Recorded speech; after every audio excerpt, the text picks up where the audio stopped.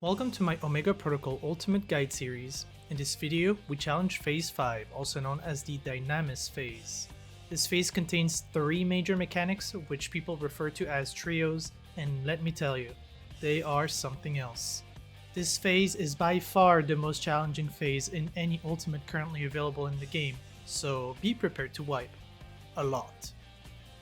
I want to start the guide by stating that the strats that will be offered are not the only solutions to these trios. They are solutions that my group has found the easiest to execute consistently, and therefore the ones we decided to use. After watching this guide, I strongly encourage you to watch other guides or POVs to deepen your knowledge and understanding of the trios, but I wouldn't be mad if you simply watch mine over and over. Alright, enough talk, let's jump right into it. Before and after each trio, Omega will cast Solar Ray, a very hard-hitting tank buster that needs to be tank swapped. I suggest using a tank invuln on the first and third occurrences of Solar Ray, and all tank CDs on the second and fourth occurrences. The boss will then initiate Run Dynamis Delta version, the first trio. The cast is a very hard-hitting rate-wide, shield and mitigate accordingly. This trio overwhelms you with mechanics. At first, you will see the eye spawn on the side of the arena, as well as Beetle Omega and Final Omega. The party will also have 2 pairs of remote smell tethers and 2 pairs of local smell tethers. Shortly after, orange and blue fists will appear, just like in O11S. The goal is to form pairs of fists of different colors, so when they hit each other, they cancel each other out. Not long after this, 6 rotating arms will spawn on the outside of the arena, rotating clockwise or counterclockwise, and need to be baited away from the center of the arena. While 6 players will be baiting the arms, the remaining 2 players will have to bait Omega M's Beyond Defense in the center of the arena. After the Beyond Defense and rotating arms have been baited, Final Omega will pick a side that he will hit with monitors, and the remote smell player will also be picked to have a monitor of his own. Players will need to solve the boss monitors, the pile pitch from Omega M, and the player monitor all at the same time. After this, we will have to handle 2 new debuffs, Hello Near World and Hello Distant World. When the Hello Near World debuff expires, a big AoE will spawn on the player, and that AoE will then shrink in size and jump to the closest player from them, and jump once more to the closest player from that player. Each player hit gets a Dynamis stack. When the Hello Distant World debuff expires, a big AoE will spawn on the player, and that AoE will then shrink in size and jump to the furthest player from them, and jump once more to the furthest player from that player. Each player hit gets a Dynamis stack. This Delta trio is the hardest of the 3 to execute, but here's how to handle it. The first thing you want to do after Delta cast is spread out, and identify which person you are tethered to and what color it is, and where the eye is. The second step is to pre-position like so. The blue pair on the Beetle Omega side will start spread out to instantly pop their tethers when it becomes active, and the blue pair on the Final Omega side will start closer to each other to make sure it doesn't pop instantly. If you are a green tether, you'll want to cross the tethers and partner up with a blue tether player. Once in position, fists will spawn. The idea is to form pairs of opposite color fists, one blue and one orange. In an ideal world, nobody will have to flex, but we all know that the mechanics in this ultimate so far are far from ideal, so here's how to handle the mechanic if you need to flex. The first premise of this flexing system is that a blue tether player will never ever flex. You stand still the entire time. The second premise is that if you are a green tether player, and that the person you are standing with and yourself already have a correctly solved pair of fists, you do not move. You are done with this part of the mechanic. That means you will only ever have to flex if your pair has 2 of the same fists. And here are the 3 scenarios in which you will have to flex. The first thing you want to look at is the other pair that is on the same side of the eye as your pair. If that pair has two of the other color in their pair, you and the green tether player swap groups. Secondly, if you look at the other pair that is on the same side of the eye as you, and you see that their pair is already solved and good to go, you will have to swap diagonally with the green tether in the other group. Thirdly, if you look at the other pair that is on the same side of the eye as you, and you see that their duo has two of the exact same color fists as your pair, all green tethers will have to cross diagonally. After players are in position to solve their fists, they will need to start thinking about their next responsibility. Please note that the next movement will only happen once the fist's AoEs spawn on the ground and the eye cleave goes off. The green tether players will be baiting the intercardinal rotating fist that is next to them, while the final Omega side blue tether players will bait the north and south rotating fists. Meanwhile, the Beetle Omega side blue tether players will go close to Omega M in the center of the room to bait beyond defense. Once the rotating fist AoE appear, all green tether players will have to dodge the ground lines, then move back into their assigned intercardinal as far away from the middle as possible. All greens will get hit by a monitor, 2 from the boss and 2 from the blue player's monitor. Meanwhile, the player that has been hit by Beyond Defense will have to step out of the upcoming pile pitch, while making sure they are also dodging the boss and the player monitors. One of the blue tether players will be picked randomly with a monitor, and they need to make sure that they are positioning themselves to only hit the 2 assigned green tether players. This usually means being the northmost or the southmost player in the pile pitch stack, but please note that sometimes the monitor player also gets picked by Beyond Defense and will have to make sure they are not in the stack. Now you handle the biggest part of the mechanic, and you will have to handle the brand new debuffs at play, Halo Near World and Halo Distant World. Beetle Omega will also cleave 60% of the room, identified by the glowy stars that it summons, forcing you to position all 8 players in the remaining side. The Halo Near and Halo Distant debuffs will always be assigned to 2 blue tether players. The Halo Near player will take position towards the center of the arena, slightly offset away from Beetle Omega, while the Halo Distant player will always take position in the same manner but all the way at the wall. The remaining 2 blue tether players, who have no debuff at this point, will take position at the exclusion zone, which is the available intercard on Beetle Omega side. One of the green tether pairs will have to position along the line of the AoE Beetle Omega creates, one close to the beetle and one away from it. This green pair will bait the Halo Distant Dynamis. The other green tether pair will instead bait the Halo Near Dynamis. To do so, they will have to break their tether. They need to make sure that all the Twice Come Ruin debuffs have fallen off before breaking their tether, and then they will stage as displayed on the diagram on the Beetle Omega side. Step 9 represents the Halo World debuffs expiring, Step 10 is the first jump, and Step 11 the final jump. Once the jumps are over, the boss becomes targetable again. The final set of green tether will have to wait for the magic vulnerabilities to be gone to break their tether. After this trio, 6 players should have a Dynamis stack, and 2 should have none. Here's the Delta trio playing at full speed as a blue tether player that started on the final Omega side.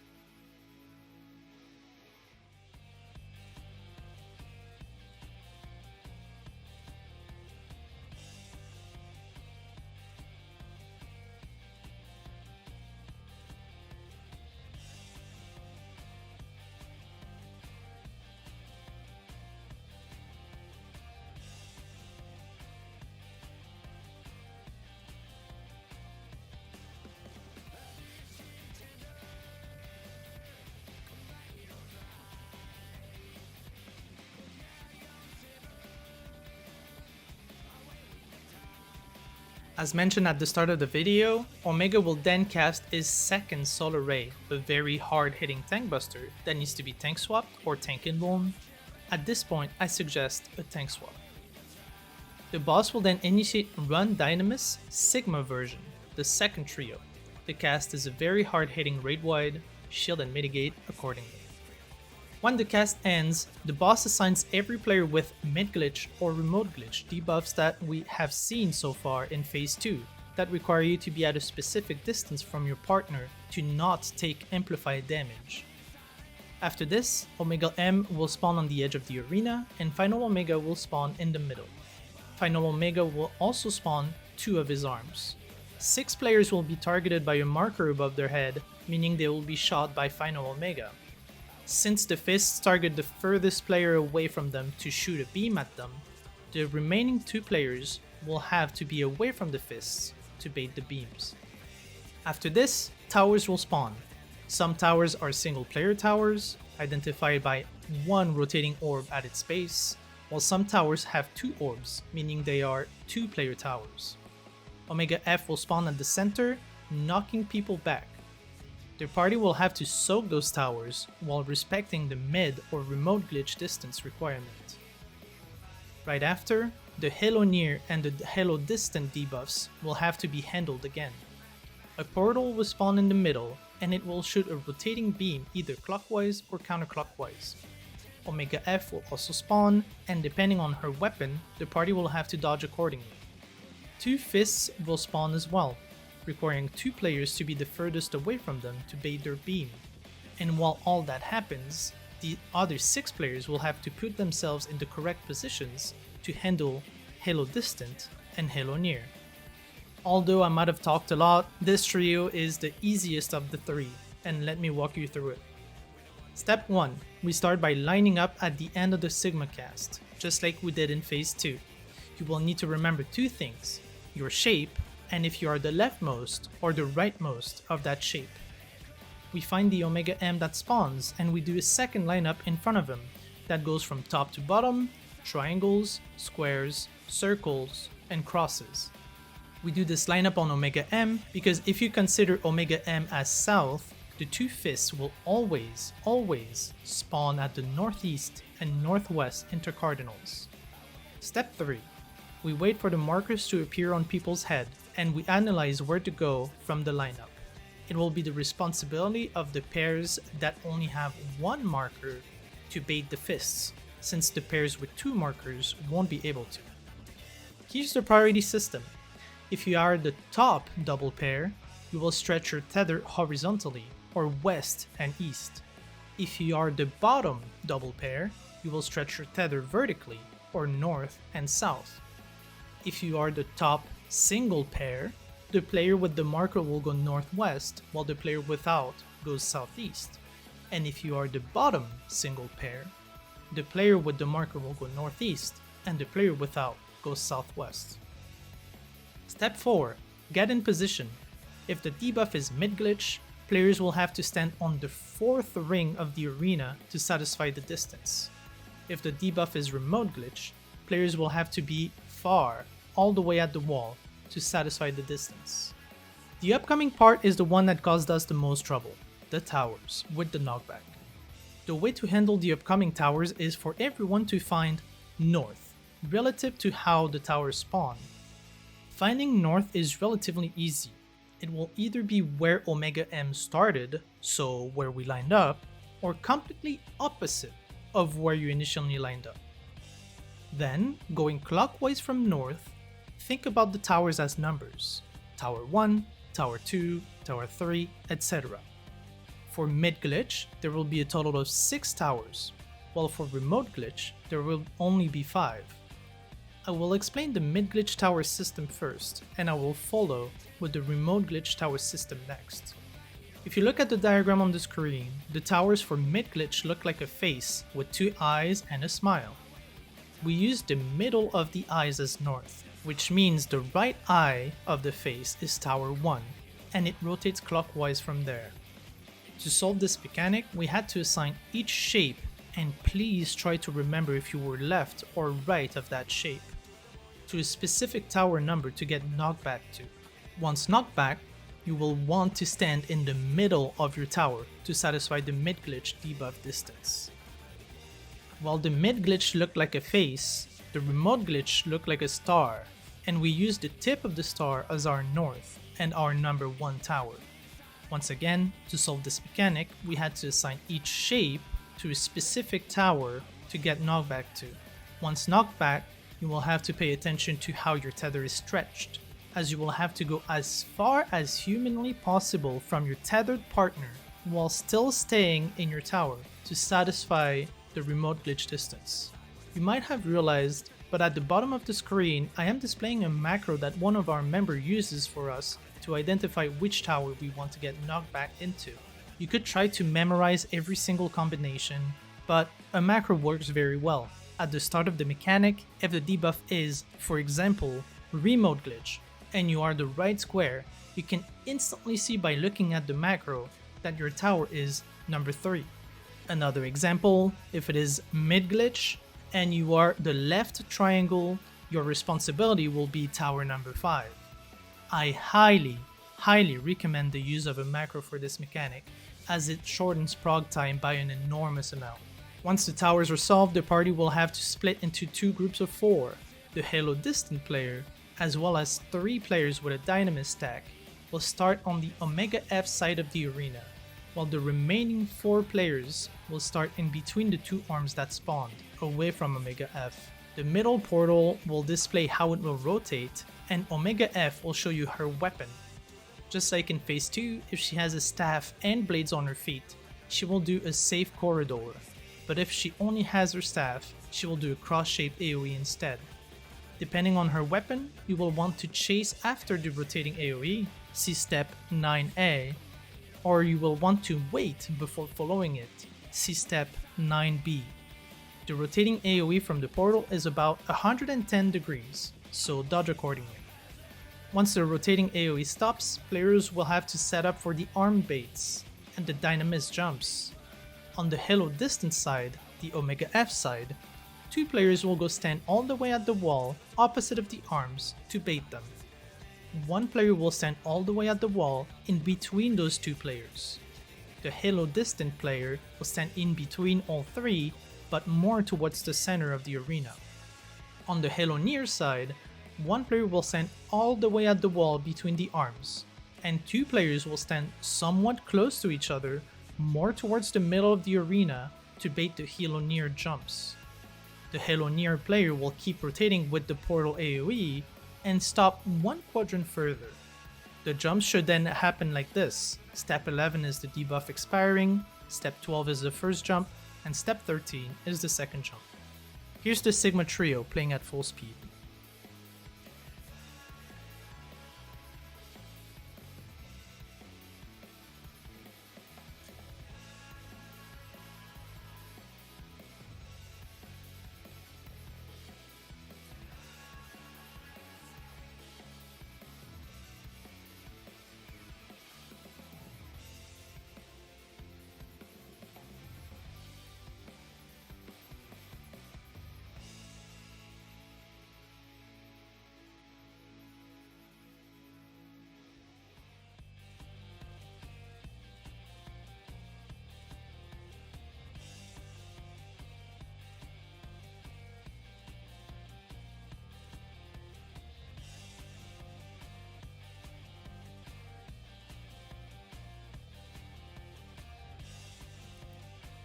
At this point, 4 players in the group will have 1 Dynamis stack, and the other 4 should have 2 Dynamis stacks.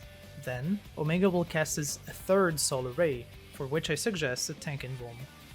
The boss will then initiate Run Dynamis Omega version, the final trio. The cast is a hard-hitting raid wide, shield and mitigate accordingly. When the cast ends, Omega will attribute 2 Halo Near World and 2 Halo 4 World debuffs, as well as first in line and second in line debuffs to notify you of which ones will go off first. Omega F and Omega M clones will spawn in front of each other, holding a weapon. Just like in phase 2, you will have to understand where the safe spot is by looking at their weapons. To make things more complicated, Final Omega will spawn in the middle of the arena and will, after the first sets of clones spawn, point its blades to two opposite cardinals. The blades will then start glowing, and they will shoot 140-degree cones on each side of Final Omega, making the safe spot you identified earlier even smaller. Furthermore, a second set of Omega M and F clones will appear with another combination of weapons, and you will have to identify where the second safe spot is. For the second safe spot, the Final Omega blades will rotate 90 degrees to hit where they didn't hit the first time, forcing you to move. Once those dodges are handled, Final Omega will spawn monitors, cleaving 2 players that will be standing in front of them. The other 6 players will have to stage the first in line Hello Near World and Hello Far World jumps. Once the first in line debuffs are handled, Final Omega will leave the arena and Beetle Omega will take its place on a random side of the arena, spawning 2 tethers, the same tethers as we saw in Phase 1, that need to be taken by 2 players, while the remaining 6 players will have to stage the second in line Hello Near World and Hello Far World jumps. This mechanic can be considered harder than the Delta Trio simply because the dodges in the first part of the Omega Trio are fast-paced and happen during a 2-minute burst window, meaning every player will be very busy in their rotation. The way we handled it is to have one player focused on identifying the first safe spot and calling it out, while we have another player focused on identifying the second safe spot, calling it out. That way the burden doesn't all fall on the same player, and everyone can remain focused on their rotation. I will display on the screen the 4 potential weapon combinations you can have in this phase, and the safe spots they create. If Omega M has a sword and Omega F has a staff, there is 2 options to pick from, but the safest dodge is on the left or the right of Omega M, somewhat far out. If Omega M has a shield and Omega F has a staff, the safe spot is halfway between the center of the arena and the outside of the arena, on the left or right of Omega M. If Omega M has a sword and Omega F has blades, the safe spot is very close under Final Omega, slightly to the left or right of Omega F. If Omega M has a shield and Omega F has blades, the safe spot is very close under Final Omega, slightly to the left or right of Omega M. Another important rule is that after finding your first safe spot, your second safe spot is always 90 degrees away from where you were standing, either to the left or to the right. That will depend on the combinations of weapons on Omega M and Omega F. For the second part of the mechanic, you need to have a priority system in place to know which player is supposed to handle what mechanic. The goal is to make sure that by the end of the second in line Hello World jumps, every player has 3 stacks of Dynamis. To make sure this happens, you will want to use the following system. The Hello Near and Hello Distant players that have first in line will have to stand on the 3rd ring of the arena. The Hello Near player will stand away from the monitors, while the Hello Distant player will stand north, slightly away from the monitor side, as displayed on the diagram. Now let's talk about the other 6 players. The most important rule: if you have a player with 2 Dynamis stacks and a second inline debuff, they need to go on the monitor side. If they do not, they will finish the mechanic with 4 stacks, which you don't want. If you only have one player with 2 Dynamis stacks and a second inline debuff, you need to call out which player will fill and go to the monitor side. We usually pick someone that has 2 Dynamis stacks, but no first or second inline debuffs if we need a fill. For the remaining 4 players, communication is crucial to know who goes where to stage the Hello World jumps. The rule we put in place is that 2 players that have 1 Dynamis stack but no other debuff will be staging the far jumps. If that isn't possible given your debuff attribution, we pick a player with 1 Dynamis stack and a second inline debuff to fill in. The remaining 2 uncalled players will go west to stage the Hello Near jumps. Let's talk about examples to make you understand better. I invite you to pause the video and try to figure out which players would go where on this diagram given the debuff attributions. I will now let you know how we would have solved them. In example 1, player 3 needs to take a monitor. Player 1 or player 8 could have filled on the monitor side. Player 5 would stand north on the third ring, and player 6 would stand west on the third ring. Player 4 and 7 would have been asked to stage Hello Far, meaning they would go north and south, while the remaining 2 players, so player 2 and either player 1 or 8, would have staged the Hello Near jumps. In example 2, players 5 and 7 need to take monitors. Player 6 would stand north on the third ring, player 3 would stand west on the third ring.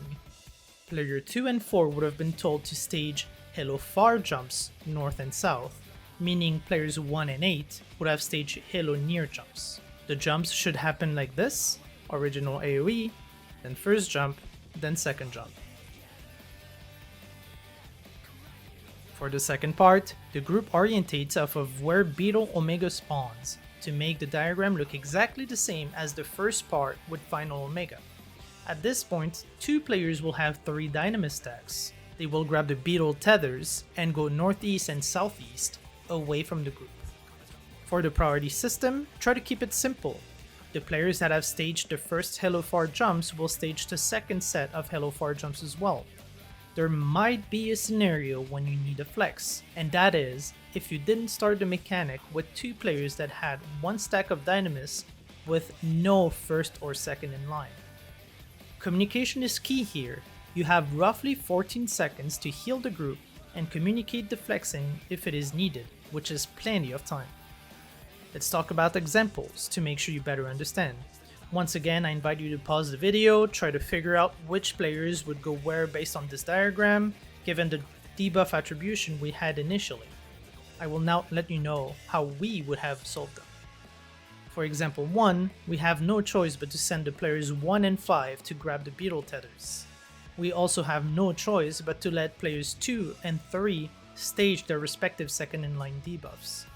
Since players 4 and 7 were the original Hello Far stagers, and they are still available to do so, they will, while players 6 and 8 will have to stage Hello Near jumps. For example 2, we have no choice but to send the players 1 and 8 to grab the Beetle tethers. We also have no choice but to let players 5 and 7 stage their respective second in line debuffs. Since players 2 and 4 were the original Hello Far stagers, and they are still available to do so, they will, while players 3 and 6 will have to stage the Hello Near jumps. Here is the Omega trio playing at full speed.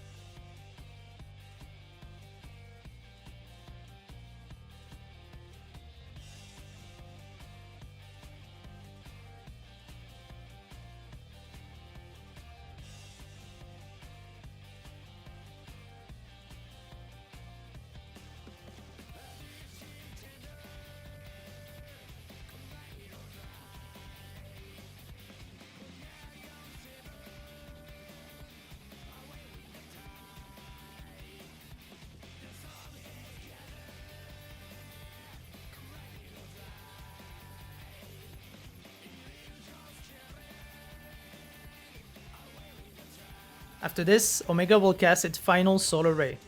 I invite tanks to mitigate and tank swap this one. After that, you will need to push the boss under 20% before the end of the Blind Faith cast to trigger the cutscene to the next phase. Thank you for watching, and I'll see you soon for Phase 6.